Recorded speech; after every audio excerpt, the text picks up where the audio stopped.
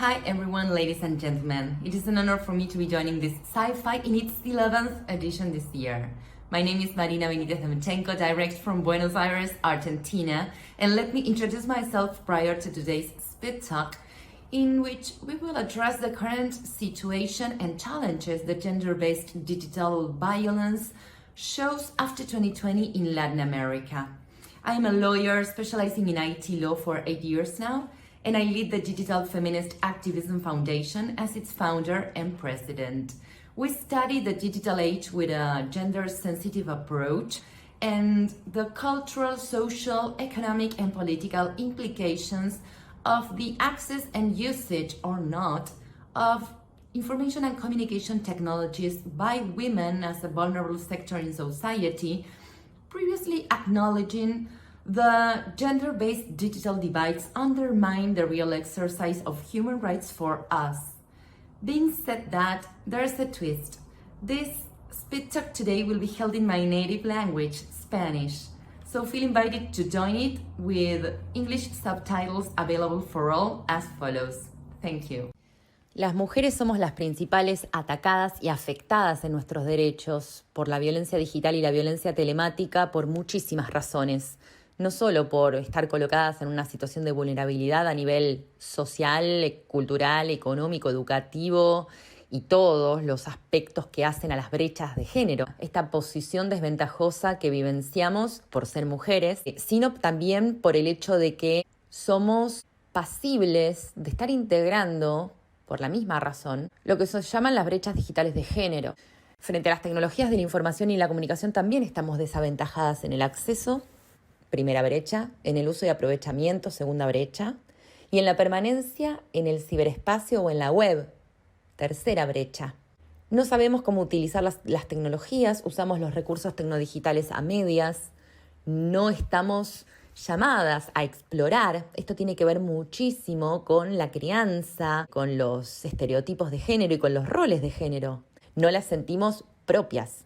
Por otro lado, todo lo que tenga que ver con la reproducción de patrones machistas y de modelos de subordinación también nos hacen las víctimas predilectas, porque la sociedad entera colabora a reproducir estos patrones, ¿no? Por ejemplo, en los ataques difusos, esos machistas en los que un usuario empieza y toda la sociedad o la comunidad digital se pliega, se suma y acrece esa violencia propiciada inicialmente por uno solo. Entonces estamos en un lugar preocupante en el que no nos queda otra más que apropiarnos de las tecnologías de la información y la comunicación. A esto lo llamamos empoderamiento digital. La contracara a todo lo que estamos vivenciando es colocarnos en un lugar de fortalecer nuestras habilidades para también perder un poco el miedo, porque frente a lo desconocido el miedo es mayor y la sensación de desprotección también es mayor. Esto no va a prevenirnos de sufrir violencia machista, pero poder conocer los recursos tecnodigitales que utilizamos nos da una seguridad distinta y esto también es importantísimo para ejercer nuestra propia autodeterminación, para dar consentimiento digital, por ejemplo, en las plataformas que utilizamos, y también para saber cuáles son los límites y los derechos que nos asisten en la era digital, a cómo posicionarnos para tener un rol proactivo en esta era que nos atraviesa y además de la cual somos usuarias 24 horas, 7 días a la semana. No podemos andar más a ciegas. Ahora, la alternativa o complemento a este empoderamiento digital, sin dudas, es la alfabetización digital de la comunidad toda. La alfabetización digital supone formar en el reconocimiento de los derechos digitales para dimensionar realmente cuál es el alcance, no solo de la lesión a este tipo de derechos, sino de las conductas dañosas en sí mismas. Porque muchísimas personas también, más allá de la violencia digital, actúan sin conocimiento o sin dimensionar todo lo que puede llegar a afectar a una persona a la que se ataca en situaciones en las que incluso pueden llegar a verse como inocentes. La violencia digital machista tiene un montón de manifestaciones, de variantes, pero en términos generales la podemos caracterizar como cualquier embate, ataque o forma de ejercer poder machista facilitado por las tecnologías de la información y la comunicación o a través de las tecnologías de la información y la comunicación. Esto porque cualquier forma o de dominación o de opresión hacia las mujeres en la era digital se vale de estas innovaciones tecnodigitales, se vale de la conectividad para adquirir un carácter muy particular o lesiva de muchos más derechos que cualquier otro tipo y modalidad de violencia machista. La violencia digital machista adquiere, por ejemplo, el carácter de omnipresente. Las víctimas no pueden ya escaparse a la casa de alguien y refugiarse para que su agresor no las ataque, por ejemplo, como pasa en la violencia física. Las víctimas no pueden desprenderse de esta presencia constante del agresor a través de los equipos o dispositivos móviles, a través de llamadas por teléfono, del teléfono tradicional, a través de los mails, a través de los servicios de mensajería instantánea, a través de los routers. Normalmente a la violencia digital se le asocia con dos cosas, con dos variantes. Por un lado, la difusión no consentida de material íntimo y por otro lado se le asocia con los ataques difusos en redes sociales hacia las mujeres y su libertad de expresión. Ahora bien, hay un montón de formas de violencia machista que todavía no están lo suficientemente o visibilizadas o abordadas, porque hay que recordar que la violencia digital es aquella que ataca los derechos digitales. Por ejemplo, a la privacidad digital, a la reputación digital, a la identidad digital, a la autodeterminación informativa, al anonimato, a la protección de datos personales. Todos estos derechos que estoy mencionando son propios y exclusivos y sin antecedentes de la era digital, de la era de la humanidad que estamos viviendo.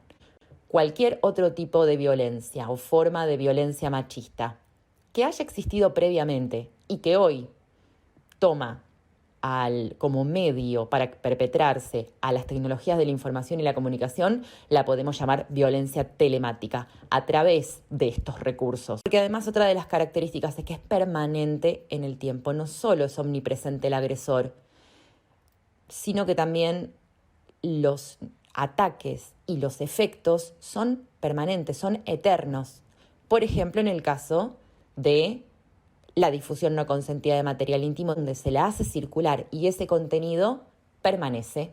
Y el día de mañana, en 10 años, puede la víctima verse otra vez afrontando la situación de esta vulneración de derechos porque, por ejemplo, el contenido puede estar aún vigente. La idea detrás de diferenciar violencia digital y violencia telemática es poder darle curso al reconocimiento de los derechos digitales, porque hoy la violencia machista digital es una y no sabemos cuál será el día de mañana, qué formas va a adquirir.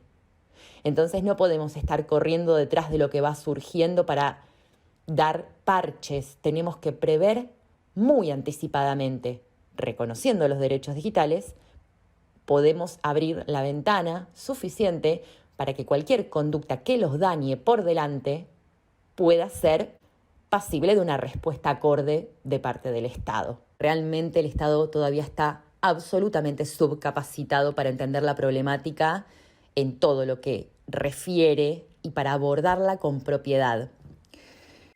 Entonces acá, en el momento de la denuncia de las víctimas o de dar respuesta a las víctimas, tenemos que tener en cuenta dos factores. Primero, la falta de legislación a la altura no está actualizada lo suficiente para recoger este tipo de conductas o comportamientos súper dañosos que las mujeres estamos vivenciando en la actualidad y que venimos vivenciando por lo menos en los últimos 8 años. Normalmente las denuncias en este sentido quedan archivadas o terminan muriendo en el trámite, no avanzan.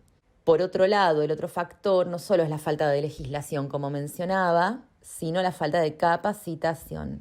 con aspectos que comprende la violencia digital y en general los ciberdelitos y todas las conductas dañosas a través de Internet, la subcapacitación del personal desde las mismas dependencias públicas, no saben cómo conservar esa evidencia digital, no asesoran bien a las víctimas que van a buscar este tipo de tutela o de asistencia, no saben cómo responderles, cómo resolverlo, se confunden los términos.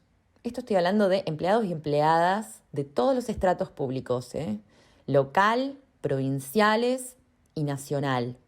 Y este es el problema con el que se encuentran las víctimas de violencia digital.